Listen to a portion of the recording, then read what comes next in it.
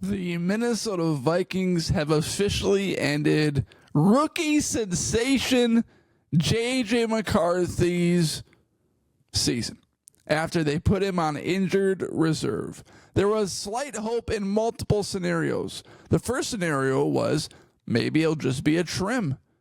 But we all knew, or those that had a realistic mindset understood that a trim would be a short-term fix for a long-term problem. And you have a 21-year-old quarterback in the room, and it just makes absolutely zero sense to pursue that trim.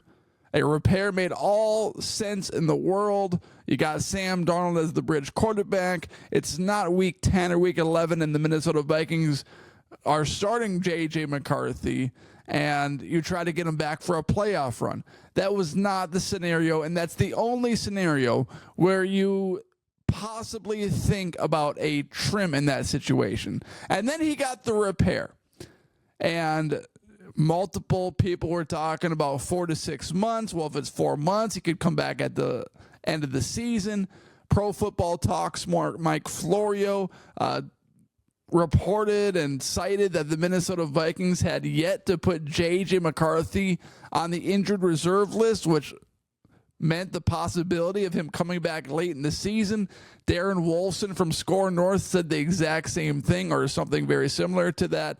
But that made no sense whatsoever. The Minnesota Vikings officially put J.J. McCarthy on the injured reserve list, ending his 2024-25 season.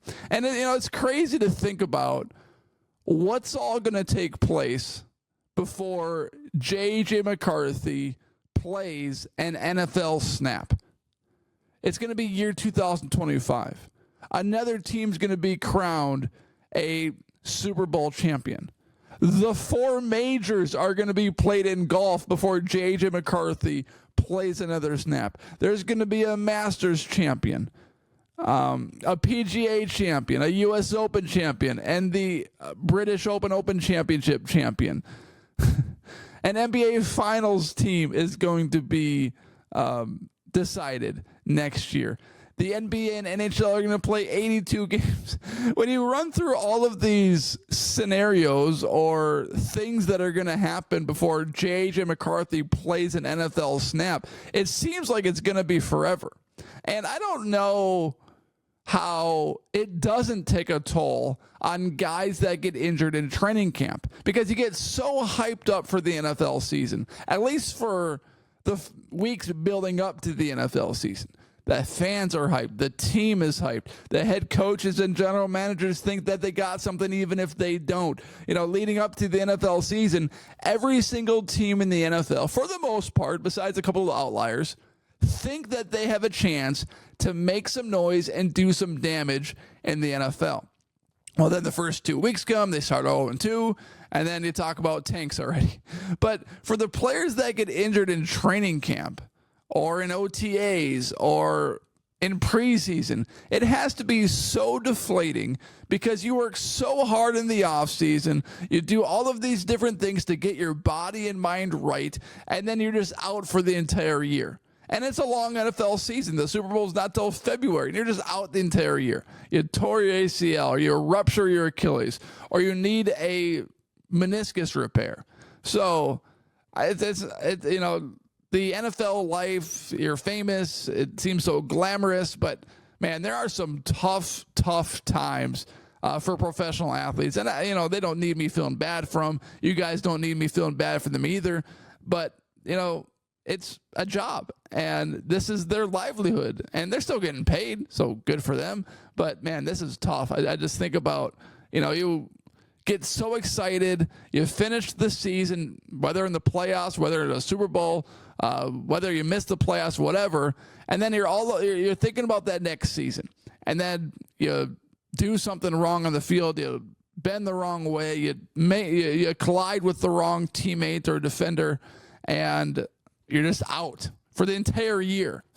So I just think that sucks. But J.J. McCarthy's out. He was never going to play this season after the repair happened, because the repair was the only possibility. It was never going to be a trim, and he was never going to come back late in the season after the repair happened, because you're not going to play your rookie quarterback who wasn't going to start the season anyway, and you're not going to play him even if Sam Darnold got injured late in this season, because he had no reps in training camp after he got injured. He missed preseason game number 2, preseason game number 3, missed all season of practice reps with the 2s, with the 1s, whatever.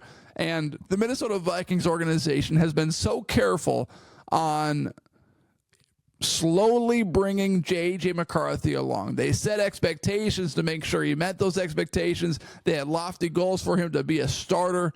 They didn't just name him the starter right away. Sam Darnold was always going to be the guy week 1. So it'll just be interesting to see how his recovery goes. I'm sure we're going to see over and over and over again the reports that he's way ahead of schedule, that he's doing so well, because they're not going to float any reports out there that are negative. So I'm sure that's what we can expect moving forward. Before I dive into the next topic, remember this podcast is brought to you by Hokeland Farm. Contact Hokeland Farm at 952-491-1541 and get great rotationally grazed 100% grass-fed beef.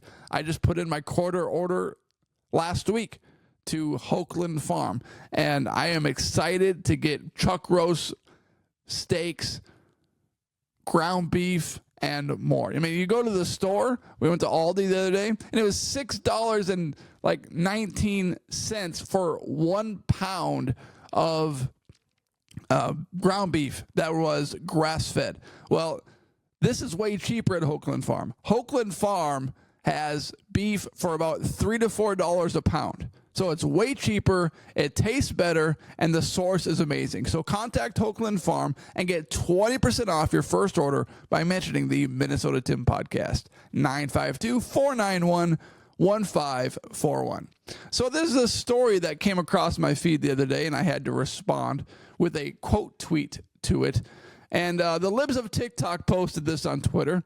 I'll share my screen with you. Give me 1 second. Here we go. And I just want to share my post. It's a video of Libs of TikTok saying, pro-Palestine protesters just blocked the 405 freeway in LA, blocking traffic in one of the most congested cities in the U.S.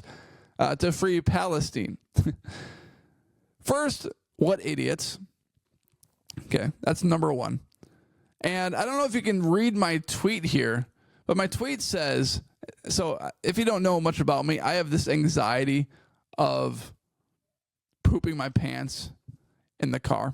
Back in 5th grade, I got my braces on. I went trucking with my dad for the week because he's an over-the-road truck driver. I had 3 large strawberry shakes from Arby's. I'm lactose intolerant, and I crapped my pants in his truck the very next day. Poop got all over all my clothes. We threw my underwear into a field in Pennsylvania. It was just an awful situation. So anytime I have to poop, I hope I'm not in the car, because then I get flashbacks. And this was what my mind goes to. Someone in the car.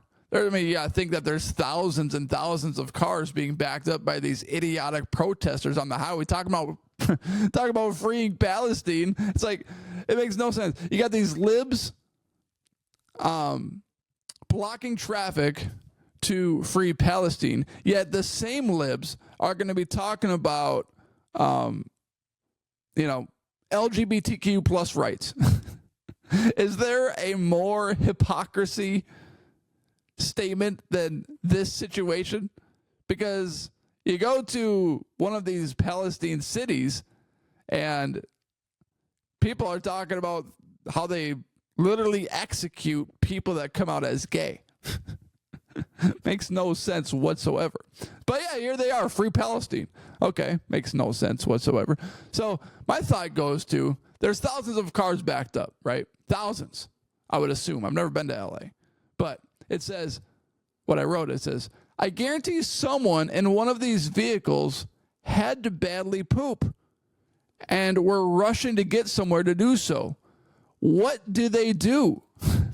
Seriously. You're just stopped in the middle of traffic. You got to go number 2 really, really bad. And I guess it is LA, so they can just poop on the side of the street. I mean, all the homeless people do that, so why wouldn't they? So I guess that's probably option number 1. But you don't want to do that in front of all these other vehicles. But I guess if you got to go, you got to go. Maybe do you poop in the back of your car? Is there like a bag in your car that you can poop into and then throw it outside with the rest of LA? I don't know. But it's just something that I saw online. I'm like, what did they do? I mean, I know someone has to pee really badly, but pee's a little bit different. Pee, you can just go to the side of the road, take a little leak. A poop, that's raunchy, that's sticky. If it's a softy one, if it's a soft one, and it's just a little bit more complicated than that. So, I don't know. Just a random thought. If you have an idea, post something in the comment. What did they do? What did they do if someone had to poop badly and these random libs from pro-Palestine protesters are blocking traffic? So I want to hear your thoughts. Write that in the comment section. Everyone, thank you for making this podcast a part of your day, and I'll be talking to you soon.